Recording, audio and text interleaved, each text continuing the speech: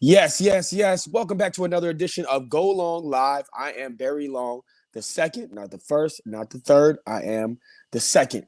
We are live on today's California.com. We're also live on today's Canada.com. We are also live on CoachellaValley.com, as well as all over Twitter. We thank everybody for liking the show, for subscribing it, for retweeting it. We appreciate all the love and support. Remember, you could comment, and we'll bring your comments up live.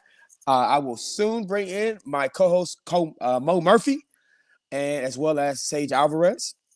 Just make sure you guys comment and make sure you guys go to Facebook and like the Coachella Valley page, like the Today's California page, like the Today's Canada page, and we'll let you know how you can qualify to win some of the things we got coming up. But without any further ado, let me bring in my main man, Mo Murphy. Mo Murphy, what's going on, boss? What's going on, bro? What's going on? Came in with all that smoke. I like that. Hey, can you hit that one more time for me, brother? Yes, sir. Yes, sir. What's going on, bro? Not much. Man, you got me all choked up with them DJ sirens. So today, man, we're gonna talk a little bit about what we saw last night. That game, it was a crazy ending between the Bills and the Titans. It wasn't a sexy matchup on paper. When everybody heard, it was going to be the Bills versus Titans, the casual fan wouldn't be excited. But I knew that it was going to be a fight to the end. So I definitely look at both of those teams to win their division and probably, meet in the playoffs. But we'll talk about that here shortly. Tonight is opening night for NBA. So we might throw out some predictions. Also, we saw the University of Tennessee. We saw, Lane Kiffin. He was out there, coaching Ole Miss against the Tennessee Volunteers. We know there's a history there, so we'll talk about that as well. But Tennessee got fined. The university got fined $250,000. So that's a lot of money. But before I do all that, can I just be a proud father real quick? This is. Everybody get a reverse. I can tell by his demeanor he about to get the ball. He got to get better at that. But he about to get the ball. Double reverse. I knew it. Go, bro. Go, bro. We going, bro. Goodbye. We got somewhere to be. That's my son right there. So I just wanted sports show. Appreciate that. Appreciate you, man. All right, so Sage will be joining us shortly. But let's just jump right into it. So we saw Lane Kiffin. He coached Ole Miss. It was a crazy ending to that game. First of all, the last 2 minutes was just ridiculous. But ultimately, what happened was Ole Miss wins the game, and because Lane Kiffin was at Tennessee for 2 years, everybody thought that after he left the Raiders, he was going to go to Tennessee, and he was going to be their coach for a long time, just as long as Phil Fulmer was their coach. But another job came up, and my man dipped out. So Tennessee fans were upset. And I know that for a fact because my parents are University of Tennessee fans. I'm a Virginia Tech fan myself. But so then he's leaving the field and he's being pelted with all types of just different debris, just different random stuff. And it was crazy, man. So there's one point where he's walking and he gets hit in the elbow with a golf ball from the stands. First of all, whoever threw that from row like 36C. Did I just say 36C? For whoever threw that from row 36C's got some pretty good aim. But that is terrible. And when you start throwing heavy projectiles like that, you start talking about player safety. You start talking about coach's safety.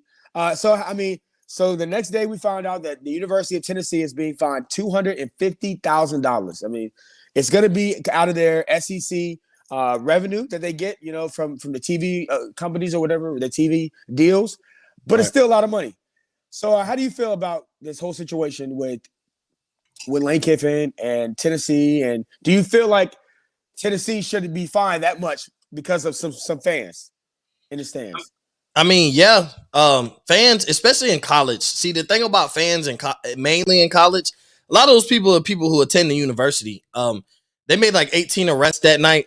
And there's to conduct yourself, and you got to conduct yourself as a fan the same way, like with some type of professionalism. Now, granted, being a fan is not being a professional. You're not paid to be a fan, but there's got to be some type of sportsmanship, even coming from fans, throwing stuff at players, throwing stuff on the field, throwing a spit bottle, like literally a spit bottle like fans got to stop feeling untouchable. They got to stop feeling like they can't be touched. Like these coaches, can't, because these fans can't get their hands put on them, especially in football. They're so separated. When they sling it, there is no consequences. So yeah, Tennessee should.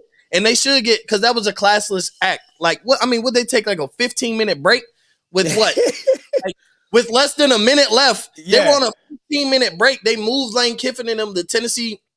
Some of the workers for Tennessee moved them away and brought them onto the field. Like, yeah, that's classless. And 250,000, yes, a lot. But you got to pay the price for your fans now. But like I said, 18 people did get arrested. There are people paying for their price. So I'm definitely glad that they're handling it the right way. The NCAA, Tennessee doing what they're supposed to do. I mean, they got fined. The campus police were able to make some arrests. So I mean, there's not more you can ask for them. Like, you can't blame Tennessee altogether, but that was a classless act for some fans. Absolutely. And you know what? A lot of fans have been acting crazy ever since the pandemic ended. It felt like we saw it in the NBA. We saw a water bottle being thrown at Kyrie Irving. We saw popcorn being dumped on Russell Westbrook. And yeah, I mean that also does bring up a question about player safety and stuff like that. But also, have you ever like rushed the court or the field like after a game? No, I've had it rushed. I've never rushed it as a fan. No, because I've never been to a game that required that. Like, I went to a lot of USF games growing up. So yeah, I never did that. I've been on the court when it's got rushed for a big win, but no, I've never done it as a fan.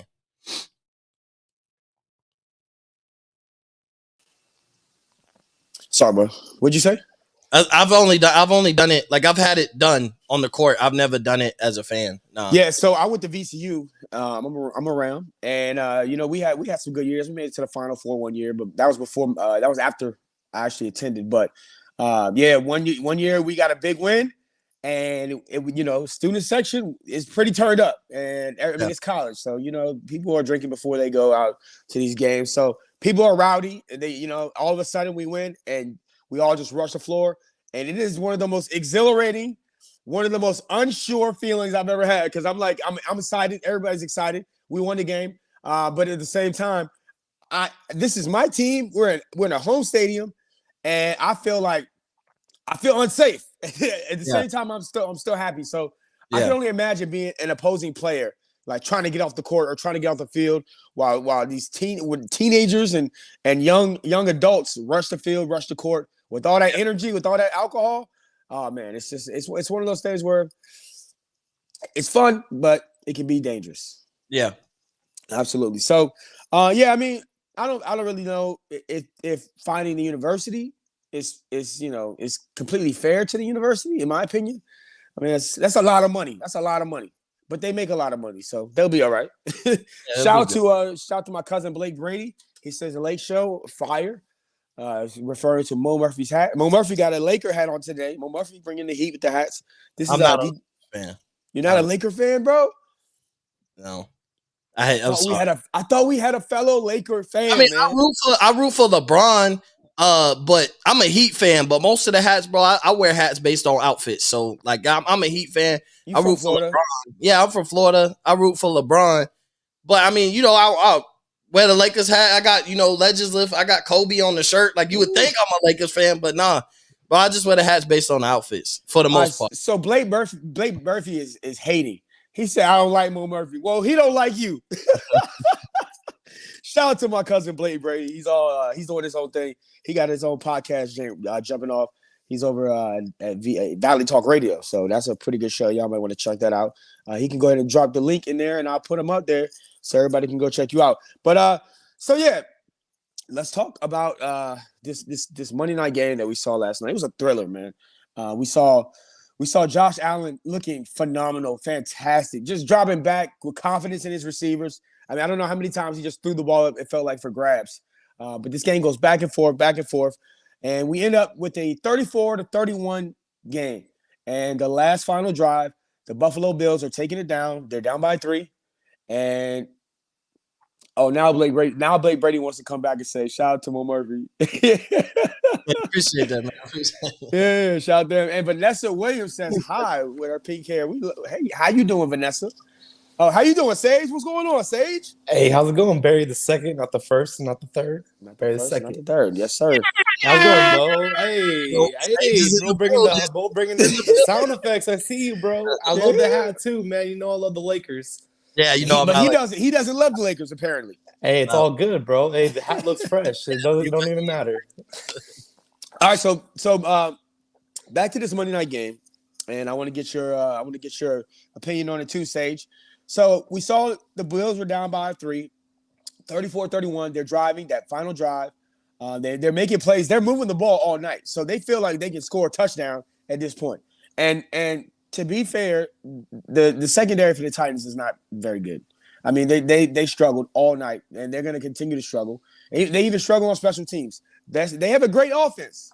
I like what they're doing on offense, but their defense is struggling. So the Bills felt like they could go down and score a touchdown. And when it came down to decision time, when they got it's 4th and a half a yard, they could have easily kicked the 3 and took us to halftime or took us to overtime. But they decided, hey, we've been moving the ball, we've been scoring touchdowns at that. Let's go win this game. And ultimately, Josh Allen started out in the shotgun, try to be slick, run up real quick, take a snap under center, and then just dive forward. But he actually slipped and didn't get the half a yard. So ultimately, Sean McDermott, sometimes you gamble like that, sometimes you lose. And it's a decision that's going to be questioned later on. But I felt like it was a good decision. I felt like based off of how the game was going, how the momentum was going in this game, I felt like that was a good decision.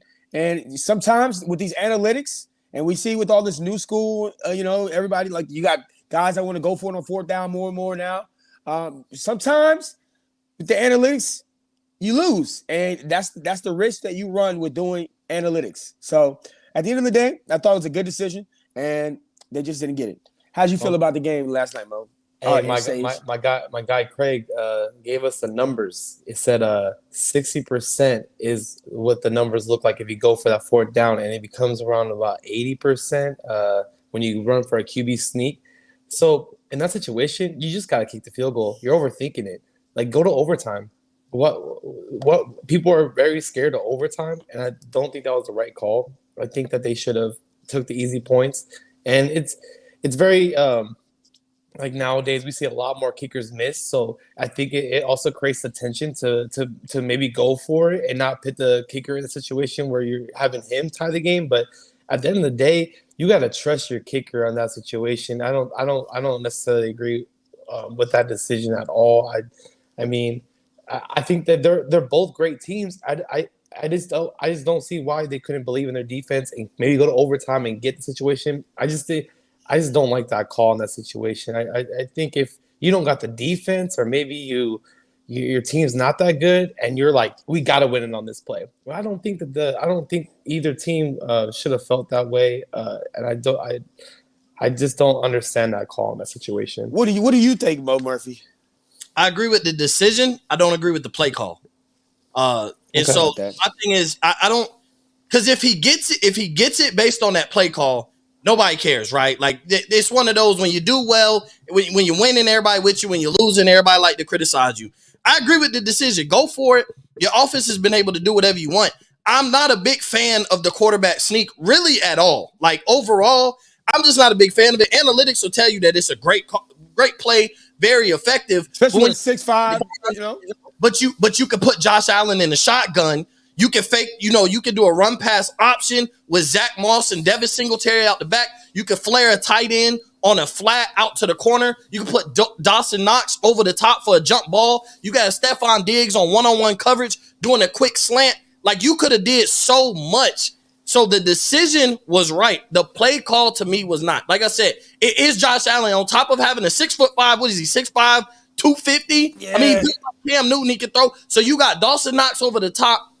You could have had him over the top. You could have had Stephon Diggs on the out 1-and-1. You send the other tight end on the flat, and you do a run pass option. If the defensive end bites, Allen keeps it and decides to either run to the outside, run in the end zone, or throw it. Or if the defensive end doesn't bite, and he plays the outside and he plays the keeper from Josh Allen, Zach Moss right up the middle. Now I would have took Zach Moss in that situation because he's running back. So I would have rocked with Zach Moss because he's a more powerful running back. That's where you run the run pass option. 4-for-1, you either put it in your running back's hands to put his head down, coming out the backfield with momentum, or you put it in Josh Allen's hands because he's a top 5 quarterback and you have him get the win, but not on a sneak. There's so many things you can do on a run pass option out the shotgun. Yeah, I agree. And we saw the play before that. We saw, Josh Allen get out on that edge, and it was 3rd and 7, and he got 6.5 of those yards by being out there on the edge. And earlier in the game, we saw Brian Daboll with the creativity on that 2-point conversion where Josh Allen kind of tosses it and then goes into the end zone, and then Cole Beasley hits him wide open, I believe.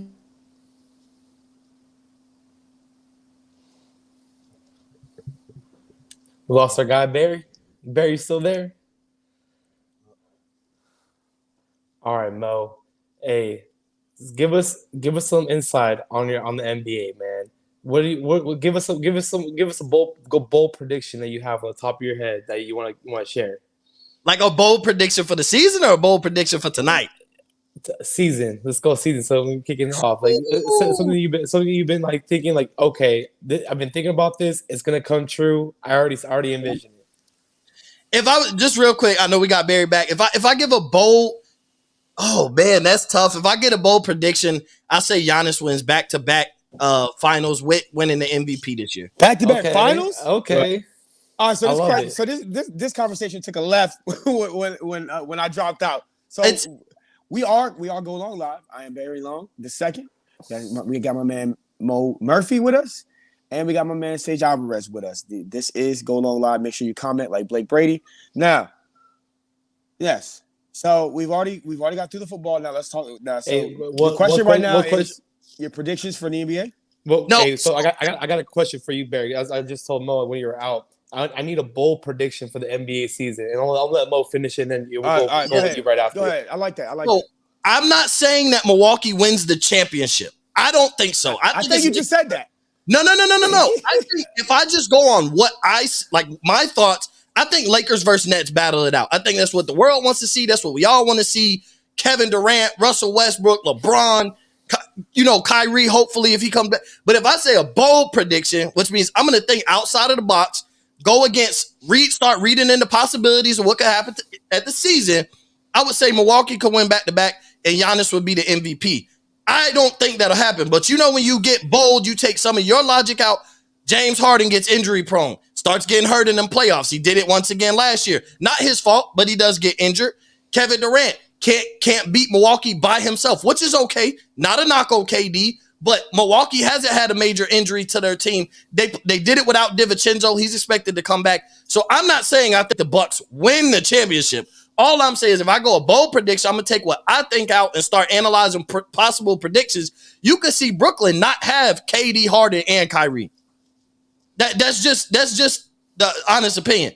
But Giannis is shooting jump shots. We saw it in preseason. We don't know if that carries over to the regular season. But they're there. They got Drew Holiday. So I don't think they win the championship. But you said bold prediction. So that should be my bold prediction would be that they win back-to-back.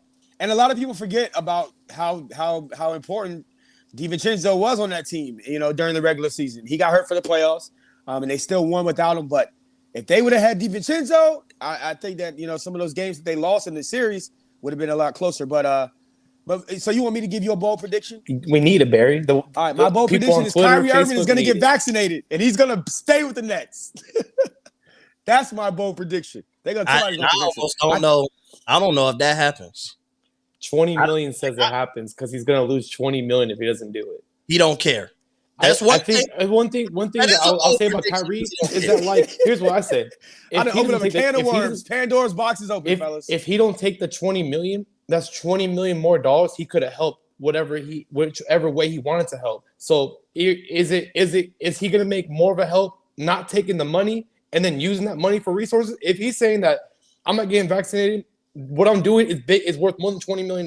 It's worth more than giving that to the community. Because Kyrie, he's got money. He's not worried. He's got Nike money. He's got basketball money. He got endorsement money. But $20 million is $20 million. 20 million isn't a lot to him. but it's still a good amount of change where It's he can make a lot of difference. And that's one thing I think Kyrie. he's making. He's making a difference right now, like letting him be a discussion point, because at the end of the day, he knows that 3 months from now, when he is vaccinated, I think he is. Like, I mean, if he doesn't, that's on him. But I think he is. I think that there's more benefit for him playing and having that money and then helping the community out with that extra $20 million than for him to not get vaccinated, him to take a stand. I don't think him taking a stand is worth $20 million. I think it's actually negative money. I think at the end of the day that money, because he's a good person, could actually be used to, if not, someone else is going to get that money. The NBA, the owners get that money. And honestly, I just think that the Kyrie, he should get vaccinated to get that money, help his community in a better way, so we can give resources to the community, because that's the type of guy he is. He's going to help the community. And if he doesn't get the 20 million, he's still going to help the community. He should take the money. If he takes the money and he sticks around, he's got to keep the platform that he has, because if he's not playing basketball, then I'm not sure that that Kyrie Irving is news when he makes these bold statements, these political statements. I just don't think he gets. Like, I think that is a bold predict, because I don't think he does. And then I can see the comments. I agree, just real quick, because I agree with Blake and Lawrence on the Bulls. I'm not saying the Bulls win, but I'm high on the Bulls. So I'm glad that there's other people who are high on the Bulls, like myself. I like what they did, bringing Lonzo in, adding DeRozan. Everybody's focus is on Vucevic. But everybody's focus is on 3-point shooting. That are the negative people, is they focus on 3-point shooting. But you tell me the 3-point shooting of the past two teams that won a championship, and I tell you, both of them were average at best, because it was the Lakers and the Bucks, and neither one of those teams were shooting well from the 3-point line, and they won a championship. And even the Phoenix Suns couldn't shoot threes to win the and they were playing for the championship, and they weren't the greatest 3-point shooter team. So that's all I love the Bulls. I love the Bulls. I don't think they won a championship, but I like the Bulls. I love the Bulls actually this season. I think what they did was phenomenal. I don't know what New Orleans Pelicans are doing. I think they're lost in the sauce, and I don't know what's going down over there, because to let Lonzo go, you guys could have took Kuzma, but you wanted Lonzo. He shows you that he can improve when he has an off season to train and not rehab like he did the first 2 off seasons, because he was rehabbing. He didn't get better. He was just trying to get healthy. He had one off season to get his confidence up, to get his shot right. And to be honest, I've been watching Lonzo since middle school, beginning of high school. The guy's a shooter. Like, come on. It's ridiculous that we still have people doubting his shooting. Like, I saw this guy pull from half court and make consistent jumpers before. It's nothing new to this guy. Well, I thought when he went to the NBA, he lost a little bit of his confidence. He's going at a higher level. He was not healthy. He was coming out with the ZO2s, and he was breaking them every quarter. He was wearing a shoe that was breaking. It was a disaster with the shoe deal that he had with LeVar, even though it was still made a good amount of money, but the product itself wasn't great. So he got hurt his first year, and it carried on those first 2 years. The third year, he's picking up triple doubles. First of all, he's one of the youngest triple double guys in the NBA.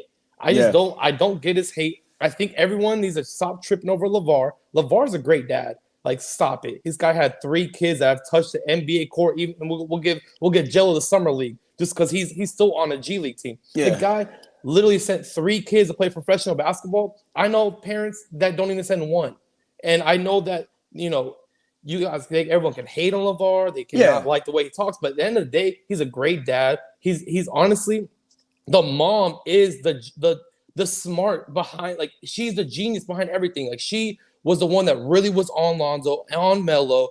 I know Melo. I said when I saw Melo skip a grade and saw him playing the national championship team for Chino Hills, I was like, he's the best ball. He's gonna be the best ball. I love Lonzo. And Jello needed to go to UCLA. I thought that was a huge mistake for him to get caught. But that's a lot to unpack right there. So Lonzo Ball, we see him progress, and his shooting has gotten better. His shooting percentage, his free throw percentage has gotten better, and we've seen, and that's what makes it so damn frustrating if you're a Ben Simmons fan, because Ben Simmons is not putting in the work, or clearly not applying the work that he's been putting in, like Giannis has been doing, just like Lonzo Ball has been doing. You should be able to improve your shooting. I mean, And shooting Oh shooting my goodness. shooting can be difficult because Am, at am the I end of the back? day, yeah, you're back. Shooting can be a little bit difficult because it takes a lot of repetition and doing it correctly. And when you even doing that, you still have to do even more. You have to be in the you have to be in the gym at least like you got do the JJ Redick shooting at least 20 minutes. Like you gotta find time to go in every day to shoot. And Ben Simmons, I guarantee he's shooting all the time, but they're not correcting his mechanics. He's not being consistent. And Kobe Bryant said it to Ben: if you don't get a jump shot, you're always going to regret it. All right, so let me ask you this. Let me ask you this, Sage. What's your bold prediction, real quick? What's my bold prediction? Yeah. My bold prediction is that AD will win the MVP award this year. That's And he'll very step up and bold. be the number one option for the Lakers and really take this team to that next level where you know last year it was very you could tell that they were winded from the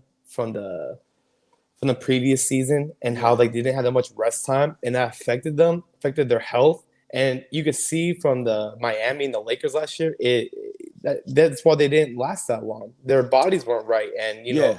it was not healthy. And it came out of the bubble, so we saw different teams, struggle, and we saw other teams not struggle. So I think the Lakers. I think that's a very bold prediction. And on that comment, I see right there that says shooting isn't Lonzo's game.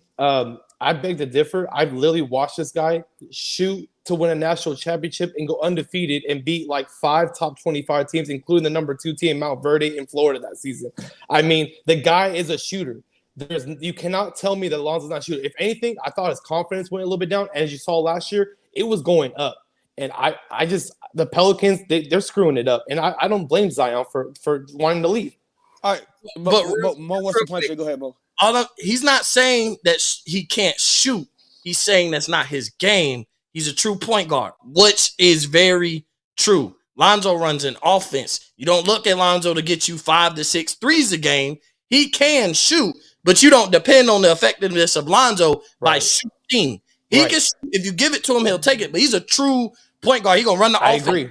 15, 16 points, 9, 10 assists, and even about 6 or 7 rebounds. Like he's almost at that. He could get a triple-double. He just got to get a little more aggressive on the boards. But I would say, can he shoot? Yes. But is he a shooter? And is that his game? Is he going to beat you and be most effective by shooting? I would say. No, you're right on that. You're right because I do agree that he's a pass first point guard. He naturally does not want to score. He naturally wants to get you going. That's why you see Kuzma take a huge step back when you lose a guy like Lonzo because no one's creating for him. The Lakers don't have a playmaker at point guard. They got Russell Westbrook now, so we're going to see what's up. But last year, Dennis Schroeder wasn't getting LeBron's a pretty good LeBron. No, but LeBron. LeBron is older now, though, and he's not. I will say this: Lonzo gets the people the ball at the right spot, and LeBron runs it differently. LeBron's a different player. LeBron's a different beast, and he's not Lonzo and LeBron are different, and they play completely different. But they're both. LeBron likes to pass too, so I'll give you that on that terms. But I gotta say, like Lonzo is just a guy that gets everyone going. And I love that. I love how he gets people involved in the offense. I love the pass first. And to your point about him, him taking a step back, Kyle Kuzma because of Lonzo Ball. Other people could argue that Kyle Kuzma took a step back because of the star power that comes with having AD coming, and he's a third fiddle at that point. But we'll see what he does when, over there in Washington. But shout out to Kyle Kuzma because I'm a Laker fan, and I'm always gonna have love for Kyle Kuzma. Now, real quick, guys, we don't have time to really break down NFL, but we will talk more NFL tomorrow. Especially, we're gonna get you guys kind of amped up for that Thursday night matchup that we got coming up. But real quick, who do you have in the NBA Finals, Mo Murphy? Oh, like my prediction. Bold prediction for opening night. Give it to me. Lakers versus Nets is going to be in the finals. Like my bold prediction is, if that doesn't happen, the Bucks will win back to back. But my prediction, is Lakers versus Nets. What the world wants to see. All right, we got that on wax. What you say, Sage? What's your bold prediction, or just your prediction for the NBA Finals? So I'm gonna go Lakers Bucks, and I do like the Bucks this year. I do think they have great momentum. I do think they're going to be inspired. And I do think that it's going to be another grueling. I see the Bucks, and I see the Nets, and I see it going 7 games. And I'm picking Giannis to pull it out. I think that this is, and for the Nets, there's a lot of distractions going on. I'm not gonna say this is necessarily gonna hold them back, but I do think that the Bucks have so much great momentum. They got the monkey off their back. They are gonna play a lot more confident this year. I'm very excited to see. And I think that they could beat the Lakers in the finals, but I'm still going Lakers over them. But it's, I definitely see the Bucks as like a really, and really Giannis big is one of those heavyweight this leaders. year. Giannis is one of those leaders that when he says that he's going to go back and work and get back to work after they win a championship, he's one of those leaders I believe. And at the same time, I also believe that that they have like a really good team chemistry, and they're going to avoid that hangover from winning the championship. I don't know if they'll get to the finals because I think KD is going to be hell bent on getting to the finals this year, even with James Harden or without him, with Kyrie or without him. I think KD, he's going to need a little bit of help, but I think that KD is going. I got Lakers Nets too. Yeah, I got Lakers Nets, and I won't tell you who I think is going to win between those two, but I got Lakers Nets. So we appreciate everybody for tuning in, and man, I wish I had more time with y'all, man. You guys be bringing that heat, man. Hey, can we get a little sound effect?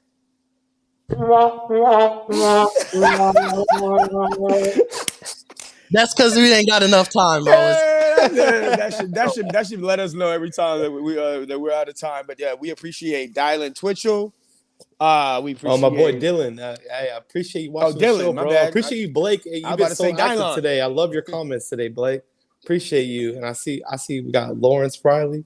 Yeah, we got to get Blake on the show, bro. We do got to get Blake on the show because of course he comes in with with a lot of smoke, with a lot of fire, but he's got some good takes too. So yeah, I want to talk to him. Yeah, for sure.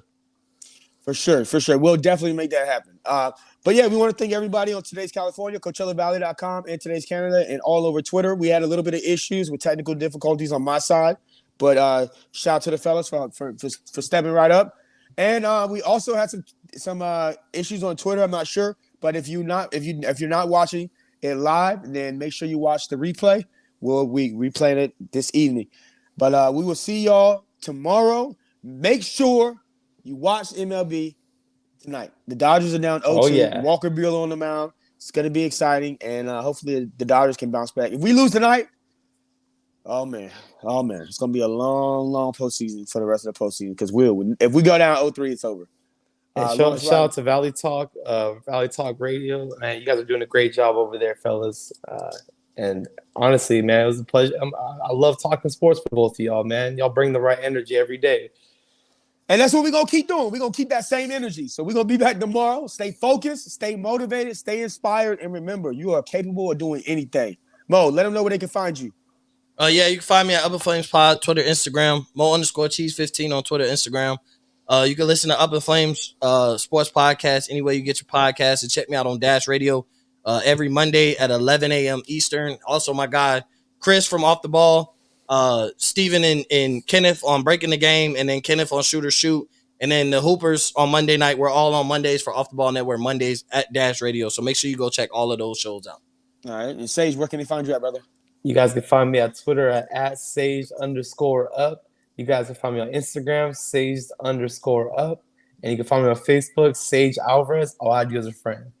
And you can find me at Radio Barry Long on Twitter, and Barry Long _II on Facebook, and Barry Long _2 on IG. Go Dodgers! See y'all. Hey, make sure to check out this book, though. It's really good. I like